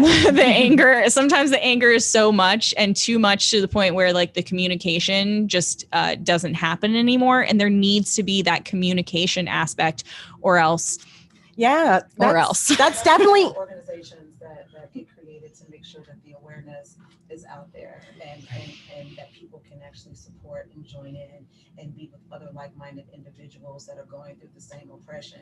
Yeah. So then we can actually lift our voices and have people power to create the change that we want to see. And that's why definitely. Sorry. Yeah, and that's why you got to do what V just said. Like, you teach with aloha. You educate with aloha. That's have patience with people, because they need to, and I do not like this word, relearn. Yes. They need to relearn, maybe reset, unlearn as well. And unlearn. Yeah, we've got a lot to unlearn. Right. And you talk about like the old school not being right or good. And in a lot of ways, us Hawaiians are finding that to be opposite. We need to bring back our ancestors' teachings, the old school. That's so interesting. That are no longer there. We see that same thing within the Black community, especially when we're talking about how we relate to each other as men and women. A lot of the values have left us, which is why, one of the things that you see, especially in entertainment, is a whole lot of B's and H's. Right.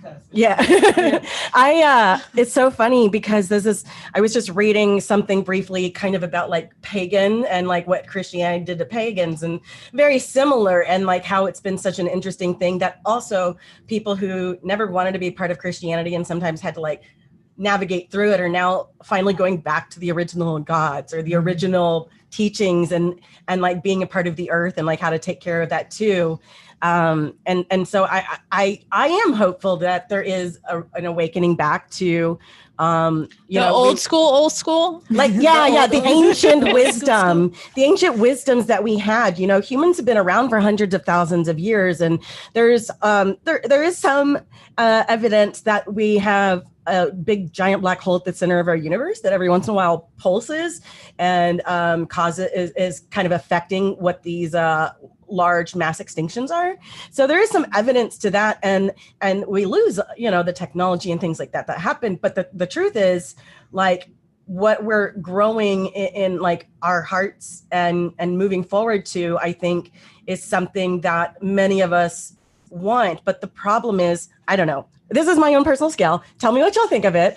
So I've been trying to understand, like, yin and yang or balance in the world versus yes, me too. Evil and good though. And like, I'd never included good and evil in that because I was like, there's no way this is balanced. That doesn't work. But then I was thinking, well, you can have one person who's a negative 10, right? They're like super evil. And then you could have 10 people who are only one positive. Right. And like these 10 people aren't positive enough on the good side to actually get together and stop this person. So all of the well. Right. So all it takes is like a bunch of zeros and ones to fight evil, to not fight evil. And that's why we're in this. And so like the truth is we must come together. We must be good together. We must encourage more goodness. And we must use this goodness to be proactive, to balance, to make fix the balance. Like right now it's like efforts. Everybody getting involved. It's everybody calling their legislators. Yes. That's why we can't. Difficult. Yeah, we can't give up. We just cannot give up. Oh, good. In-house _genetics _REC just made a comment and said this country burned for 40 days during one summer, which resulted in civil rights. Marches helped, but the fires were more effective. Yes. And then they said, we've been asking nicely for reform. It's fallen on deaf ears. Time to demand it. I definitely agree. Yes. That asking is definitely over. We're not asking anymore. And at this point, we have to demand, because if we don't demand, we just continue to allow the things that hurt us, that rip our souls out, that separate us from unifying as a people together. For the people, by the people. We keep forgetting that. For the people, by the people. So people, we need you. Was anybody to be part of this? Yes, did y'all see the primary results here in Illinois? I was a little disappointed that most of my favorite progressive candidates didn't make it. Plus the sheriff, and then plus the sheriff who disqualified the only other two candidates that everybody wanted and had them disqualified. And I think we ended up with that DH again. Can we please talk about JB Pritzker and how he basically blocked out his other opponent, claiming that he was the only one running? Yeah, that's what several of them did, and that's what's happening in other places. Nobody should be running unopposed. Right. So many people in Illinois run unopposed. That is shocking. I know that is not okay. I do feel bad in some ways because I said that I think this country's too ableist for me, because as a disabled veteran with like PTSD, and I've had a few traumatic brain injuries, and being a queer woman, like people are going to be like, I don't know, there's a lot of things, even though like I've learned a lot from it. I listen Everybody's got a lot of things. Right? Yeah, there's a lot of things that I got too. Yeah, there's a lot of people who have nothing technically wrong with them, and they are awful though. Like they are awful, and they don't care, and they don't listen, and they think they already do know better. And I don't know. I think I've been too worried about them, about too much ableism. I tried to run in Texas to get on that Texas school board commission. Yeah. They won't let atheists run in every state, by the way. What? If you I'm are telling you, Texas is Bible thumping crazy to the point. It's not just Texas, though. There's a handful of states. If you are an atheist, you cannot run for political office in multiple states in this country. Wow. Yeah. So I wait. I thought what happened to that separation of church and state that I've never seen ever. Well, last time I checked, Jesus on my didn't have a dollar bill. church. Yeah. So all these churches should be giving up all their pews because he didn't have one. Yeah. Churches everywhere, ultimately. You're the church. You're supposed to be the church. Yeah. God. And when you tap into your own spiritual gifts and spiritual life, then you don't need to go to a church. It is within you, and you share it with everyone that you touch, because again, there's no difference from me or you. It's the yin and the yang within us. It is the yin and yang. Yes, and if I want to hang out in purgatory for the rest of my life, that's what I'm going to do. As long as you aren't hurting anyone. Because ultimately, I just want to go back to the yin and the yang, because I've also been struggling with that idea too. Yeah. And what did you think of my balance idea? Like understanding. Absolutely, I feel like that too. And I'll just speak for myself as an individual and what we were just talking about, the yin and yang within us. Like, I think that as a human being, we're always going to struggle with something. Figuring out what our morals look like in a world that always is making us question whether we want morals or if we want to just, care about self. Yeah. And the people that in my opinion, are off and aren't doing self-care usually. Their yin and yang is one way or the other, and not quite centered completely. Yeah, I get scared when my aunties come to me in my dreams and they yell at me. Like, I know something's really wrong. What do they tell you? It depends on the situation, right? It's not, I think about the words. It's more about how they act within my dreams. Like, because I know innately what I am doing is right or wrong. And so my dreams will then fortify that in some way. And so when my aunties come screaming at me, I know whatever the thing I was doing is not okay. And I need to go back to that and rectify it. I need to hockey that or break it. I need to ho'oponopono. I need to apologize or whatever that thing is. But when they come to me in my dreams and go, oh, you're so good, you're so nice, I like know I'm on the right path. Nice. What does hockey mean? Because I immediately thought of One Piece. I don't know if anybody else is an anime fan, but hockey and anime is like power, like a power you generate in yourself, and you can like armament your body, or you can like gain a little bit of like foresight, like even a few seconds. It's just like I don't know. Anyways, sorry. Yeah. So hockey, it means to break. Oh. It means to break something. So we run a program at Aloha Center. We're just starting up with this new program called Hockey Kino. And it's very similar to like Zumba. It's a workout that uses hula movements. And we call it Hockey Kino. Hockey to break, Kino your body. Because in order for us to become stronger, we have to break our bodies. We have to break those muscles, tear those muscles so we can become stronger. And so it's that idea of like, maybe something's off, I have to break it. Yeah. Like a lot of like yoga stuff, like namaste in bed. And like, or like even we use shaloha for those of us who are Juwaian, right? Who are Jewish and Hawaiian. Instead of shalom and aloha, we go shaloha. Oh, I love that. I feel like you made that one up though. No. I heard it from my cousin. Well, they made it up. Right. Yeah. Oh, well, we're still pretty good on time. So I want to hear this story about the gangster surfers in Hawaii. Yeah, and be careful because you're going back to North Shore. I know. I was thinking that. I was like, is it safe for me to even tell this story? I'm sure it's fine. It's fine. From my perspective, it's okay. I mean, I don't know these people, so it's just a story. We don't even know if it's true. It doesn't have to be so there's this idea that there's this guy, and I'm not going to name him, not because I don't want to name him, because I don't actually remember his name. He started a drug running company. I think he came out from like Australia or California Arizona. Arizona. He comes out from Arizona. He starts in North Shore, and he goes, I'm going to run all your drugs out here in the North Shore. This is sometime in the 60s, 70s. And so he kind of takes over the North Shore's drug era. And people are starting to get on him about this because he's like going to everybody, beating them up, taking their money, taking their drugs, saying these are mine now. And then he starts a surf gang. And in this surf gang, only locals are allowed, only people in his crew are allowed. So if someone were to go out there, like Rachel on her 7-foot surfboard going out there, it's a nice board. They go for her and they're like, get out of our water, get off the beach. Don't tell me. Honestly, you're lucky. You're lucky that they did not take your board, Rachel. You know what? She's Wahine. She's female, so I think like a lot of them take a little bit that into account at some points. That's true. And I was there by myself too, so like obviously I was kind of dumb. Yeah, so the surf gang gets a really bad rap because they're actually drug runners. And so they start doing things like, we're doing beach cleanups. We're giving portions of the money back into establishments in which we then own to funnel more of our money to buy more drugs, to put more drugs out into the streets. And there's so a big meth epidemic there. Yes, there's a huge meth epidemic in Hawaii, a huge heroin epidemic right now because it's so cheap. Yeah, it's just black tar heroin specifically.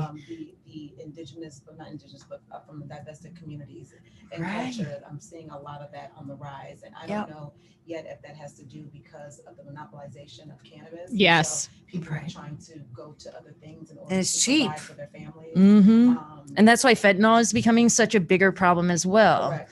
And is it? And would y'all say that also has to do? The costs are rising in marijuana, right? Like, what could we be charging if it weren't for these people? Like, how? Like, I know in California they were doing something where the legal cells, they were making it so the like individual sellers have to also sell illegally on the side because they're not making their money back based on. Because the taxes are so high. Yeah, on the taxes. Is that? Yeah, we actually know the group that's been fighting the tax laws in California about that, and they actually were successful in regards to changing the taxes for grows, but they didn't change the tax for dispensary or like any of the other things yet. And where does all that tax money go to? Not to the schools. Correct. The infrastructure within the communities that have been left out. Yep. The There's still goes food to- deserts. Or to healthcare or wellness. It actually goes back to policing us even further. Yep.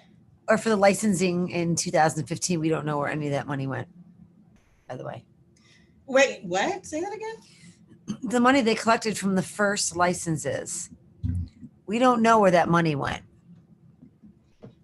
Where is that like under an investigation?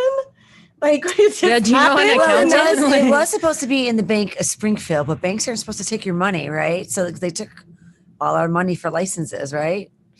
Well, I think at that point, there was no one that was like plant touching. So I think they could put it in a bank. But the Illinois has a an ethics committee that are governed by our legislators. So if you meet a shyster in the hallway and they're trying to get money out of you, one of our legislators, you're supposed to go to a inspector general and be able to say, hey, this guy's shystering me, trying to get some money out of me, and they're supposed to do a report. But what happens is they're not independent. So their report goes to our legislators that are policing themselves, that are sitting on the ethics committee. I cannot make this up. That's how bad it is. I mean, That's why out of the last 7 governors, 4 of them went to jail. So when I was talking to someone who like helps people run for office, and he just retired. He's been doing it for like 20 years. And I told him, or I asked him, do you know anyone on the ethics committee, or do you know how it works? And he was like, what ethics committee? He had no idea what I was talking about. And he's been in this politic world for 20, 30 years. We didn't have an inspector general for 4 years, so nobody could complain. So I've been like, giving money and doing like a little bit of work for the civilian oversight of police, the coalition here. I can't remember the name of it. CPAC, Chicago Police Action Committee or something, civilian oversight of it or something. And like none of that's happening. And why can't we just, I don't know, why don't we just sit down, make an ethics oversight committee, get some petitions about who we are and say, okay, everybody in this city agrees that we should be overseeing the ethics of the mayor. So we now have access. Give it to us, or are we going to take this to court? They don't care about petitions in Illinois. How do we do that? Like Michigan, they can get petitions in Michigan to put ballots and stuff on the ballot, like they did with their initiative, their cannabis one in 2008. So we're not allowed to do that in Illinois. We could get 500,000 signatures, 600. They'll be like, oh, that's great. They'll note it. So what do we do? That we can't get anything on the ballot that way. We're not lucky in that state. We can't even get the candidates we want to stay on the ballot, like in the primaries. Like, right. It's super corrupt. Well, if you have 2 parties and people are running unopposed, who's going to fight you? And if you have the Republican and the Democrat Party and they're vetting you, then you go down to Springfield and they say, you know what? We like you, kid. You're new in town. You're going to sit on a bunch of committees. And if you sit on a bunch of committees, now you're making $78,000 base salary for a part-time job. You're not even at maybe 3 days a week from January to May, maybe. Wow. And then another week in October. So you can sit on many committees that Mr. Durkin or Mr. Madigan wants you to. And then if you want to chair a committee, that's $20,000 each. So now you're making $300,000. So you don't do what those 2 people tell you to do or their caucuses. Now you're back to making $78,000. You're not going to make your next election because no one's going to give you money. And that's how they keep the jerk chain going. That's why it's really important for all of us to know who our representatives and senators are. And if you don't know, call your local fire department because they give a lot of money to their legislators and they know exactly who your senator and who your representative is. write their name, their number down, put it on your refrigerator. You can call on a myriad of things that you don't like. Oh yeah. I've been trying to talk to them recently, and I'm getting real mad because I just keep getting these generic answers back. Because I wanted to talk about having a federal proposed law about bodily autonomy, so that way we could cover our abortion rights. We could cover drug decriminalization, that we deserve to be able to put whatever we want inside of our own bodies, and that should not be regulated, and things like that. And like, I can't. Everybody it should be a HIPAA law, technically. Yeah, well, basically they just ruled against HIPAA. It should be HIPAA law of what you take and what you don't take. Yes, and technically the Supreme Court with the Roe v. Wade ruling just says we might be losing HIPAA, and I don't think that a lot of people understand that, because we lost the right to privacy with our doctors. Right. So. And of course, like Brett Kavanaugh's like, oh, that's not what's going to happen. It's only as it pertains to abortion, but like, you're a liar. So, well, he has daughters. We'll see. Yeah, we'll see. But the truth is, like, I wish, and if you're listening and you're more educated than me and like passing laws, I know there's a couple people on TikTok I've been talking to. They just got something passed in Texas about for abortions, but I feel like we should be able to get bodily autonomy laws here. Like, if we can do it at least in Illinois, like if Jay Pritzker says we're going to be a sanctuary state, let's really be a sanctuary state. Like, I know. You don't think that's going to happen? I don't know. We can't even get an ethics committee. I don't know how we're going to be a sanctuary state. We can't get an ethics committee. There's no ethics committee going on. Matter of fact, when I was down there myself, and there was 300 women that get sexually harassed by our legislators, and no one did anything about it, to the point that we had to put our names on a piece of paper to say, could you please stop? Like, we're not here for you. Yeah. We're here for our citizens to try to get down here. And it's really disgusting. And then they sent out an inspector general, and then she wanted to go after certain legislators, and they dropped it because she wasn't independent. So we don't even have independent women helping other women. And I think that it needs to be to the point of like a women's bill to protect all our rights. Because, no offense, last time I checked, everybody got here through a vagina. And I think that it should be respected a little bit more than it is, because it is the closest to death women get delivering babies. And you're going to lose your wives, you're going to lose your sisters, you're going to lose your mothers. And I don't think any man wants to think about that, but you really need to think about that, because that's where it lays, where we're at right now. Yeah, it's interesting. So I obviously like watch a lot of documentaries and listen to a lot of podcasts. And so there's this current thought that's going through in the upper echelon, Washington and whatnot, and billionaires, that is the opposite of what a lot of people, on the streets think. So this idea of overpopulation, that comes back a lot. And that's been said for millennia. People are like, we're overpopulated. We're not overpopulated. We're not even close right now, honestly. And I said, even if I could, I would hire some experts to figure out the logistics problem of getting all the food and water and resources to everyone in the world. We have enough to do that right now. We're just throwing them in the trash, especially here in the States. But, and I'm going to see if I can't find disgusting. The book. Yeah. But there's this idea that the reason that they are wanting to force birth populations up, not only the racist ideology about maintaining some sort of white population majority, but also because America had the largest boomer population, which means they also made the largest millennial population, and millennials aren't having enough babies in order to maintain this superior number to the world while everybody else is declining. So the idea is it's going to crash economies everywhere. And the only country that is poised with enough people in order to maintain that is America, but we got to start making babies fast.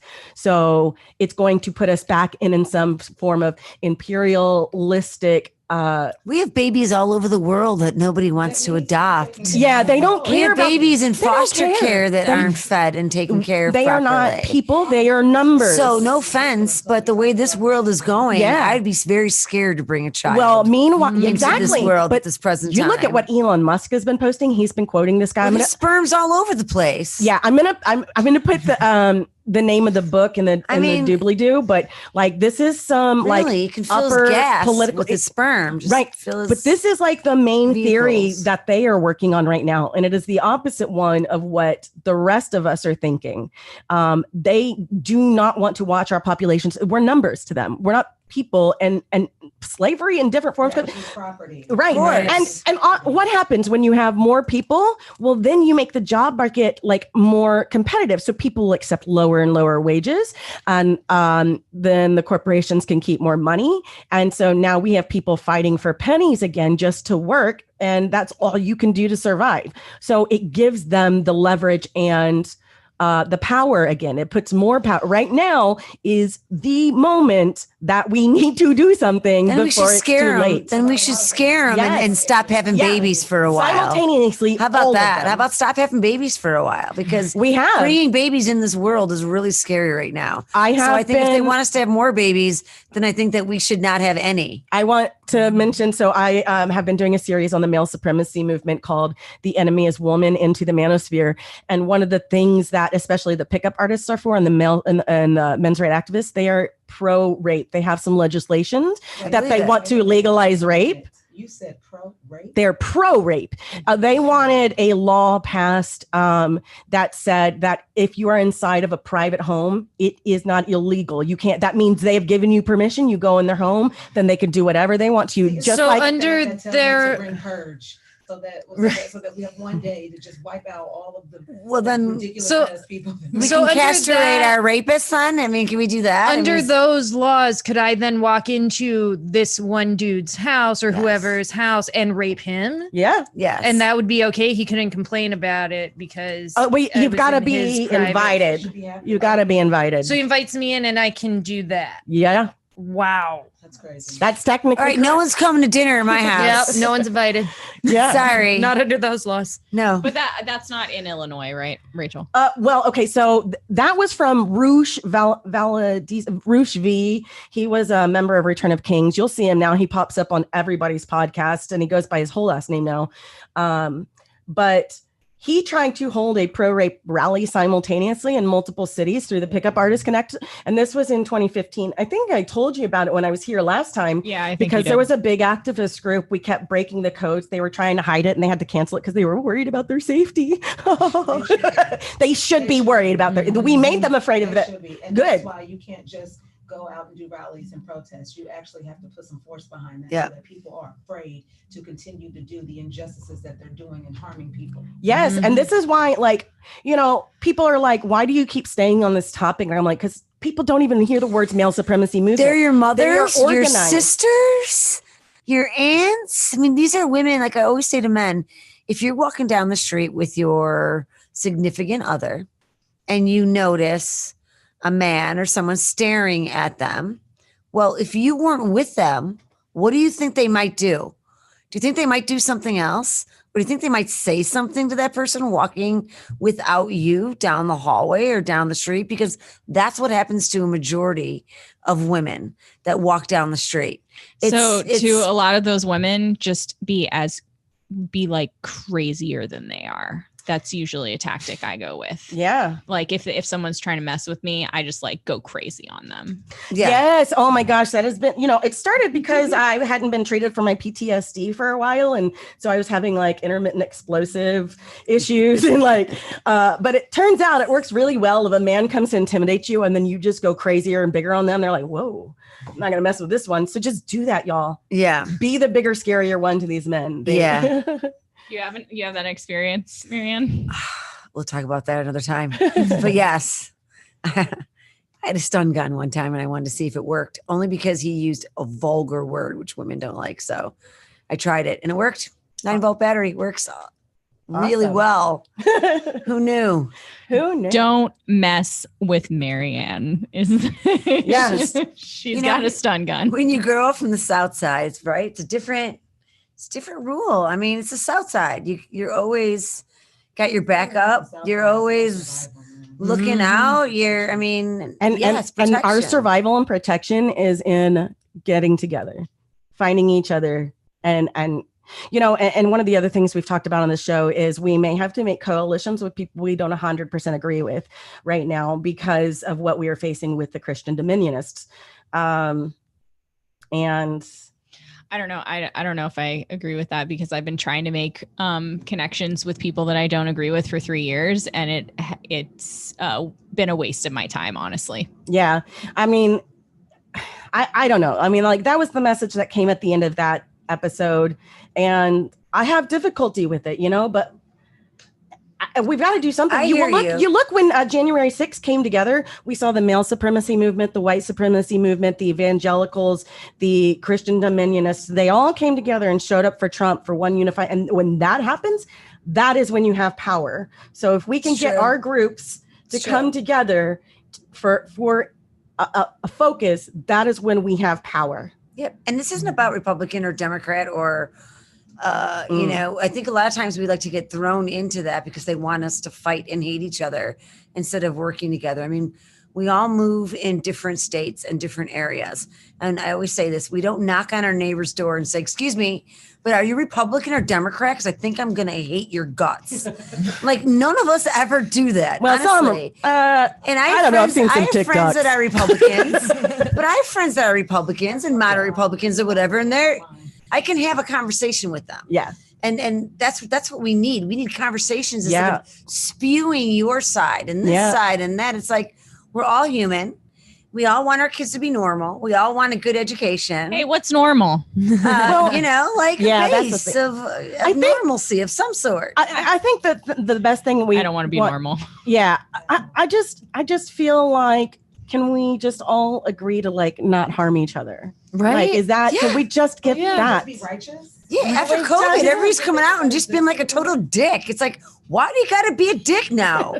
We were all grounded for 2 years and now you come out and you're a dick and trying to race me to the red light, which is like right there. It's like, all right, dick, see you later. That's what I say. Just go. I don't want to interact with you. I don't care. Speaking of which, okay, so we are about to wrap this up, but there is a segment called Road Rage with Rachel, and I wanted to do one today because on my way here, there was this guy in a very loud Subaru who was like, not really paying attention, doing his thing, and he would wait until cars were going before going and like slowing down traffic. And then when you tried to go around him, he would speed up and trap you. And we got trapped next to each other. And I said, why are you like this?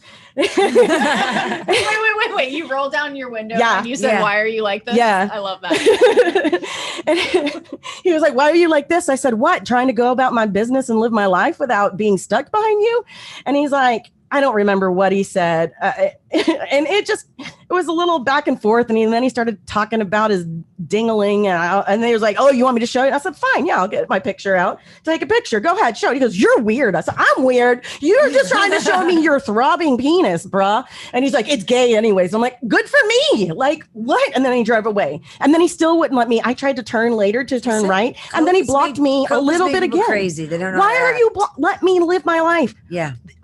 If I'm driving faster than you, I'm not trying to slow you down. I'm just trying to go somewhere. Right. So my question is, do you think that he was gay or he was just saying that? He was definitely gay. Also very, very lonely. Yeah. And like, if you got to mess with people like that, you're lonely. Yeah. I'm like, why are you doing, like, what is the point? Just let me go. It's aggression. It's just crazy. It's controlling white male behavior. Yes, it is. I'm in charge of this road right now. Right. All right, go. Take the freaking road. All right. But fine. You go. See you later, Loon. But he wanted to also stop me from doing what I wanted to do because I questioned it. Anyways, so we are about to wrap up. So let's just go back around. Everybody plug yourself, plug your work, let them know where they can find you, how they can get involved. We'll start with Anna Rose. Okay. Holla, Anna Rose here. You can find me on the IG, I guess. Follow me. I don't normally follow people I don't know, but you can follow me if you want. But mainly just follow True Social Equity and Cannabis and Weed the People. And especially if you're interested in running for something at some point and you believe in not allowing corporate cannabis to take over the industry throughout the country, then we're pretty much on the same page. So yeah, Next. I'm Hannah. You can find me on IG at HCAT5. You can also find me on the Facebooks. That's more of where I tend to be. Find and like nothingwithoutacompany.org and Aloha Center Chicago. And that's where you can find most of my cultural work. All right. I'm Maryann Loncar. You can find me under the cannabisadvocate.net and also on Twitter under the Cannabis Advocate. This is Vi, your favorite. You can find me at True Social Equity in Cannabis, as well as Weed the People, IG, as well as Vitoria Herring, IG. You can also follow Black Women Strong Coalition, and you can really see me out in the community. Get into them. Yep.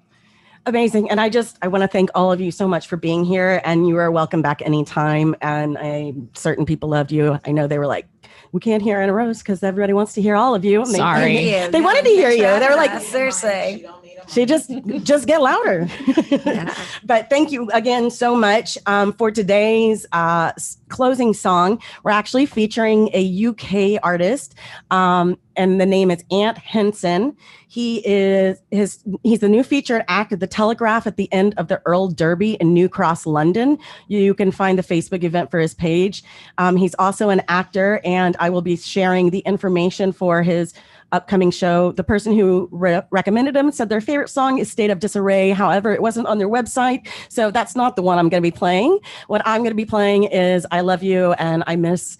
And again, you've been listening to Another News. My name is Rachel Bloomstrom, and I'll see you next time. I just want to say thank you to all of our listeners. Thank you. Yeah. Yeah. On Facebook, on IG, on YouTube, everywhere that you guys have tuned in. Thank you for the questions, the responses, the statements. Peace and love, y'all. Stay safe and dangerous. Good night. See you next time in Other News. Night.